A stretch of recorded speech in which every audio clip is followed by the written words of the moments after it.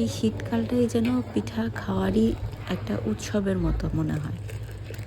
আসলে পিঠা আপনারা অন্য কোনো সময় খেয়ে এতটা মজা পাবেন না, যেটা শীতের সময় পাওয়া যায়। তো বাসায় চলছিল ভিজানো পিঠা বানানোর তোড়জোড়। দুধ আর গুড়, যেটা কিনা সবথেকে মেইন উপকরণ এই পিঠার, এই দুটো যদি ভালো হয় পিঠা কিন্তু একদম অটোমেটিক ভালো হয়ে যাবে। আর যদি এই দুইটার যে কোনো একটা খারাপ হয়ে যায় তাহলে কিন্তু যতই আপনি তোড়জোড় করেন, যতই কষ্ট করেন, পিঠা কিন্তু ভালো হবে না।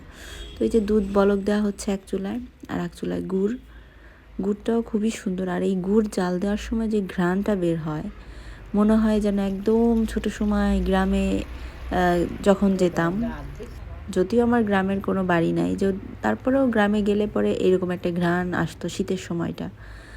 তারপরে যে গুড় জাল দিয়ে গুড়ের মধ্যে ভেজানো হয়েছে পিঠাগুলা, আর তখনও পর্যন্ত দুধটা জাল দেওয়াই হচ্ছে।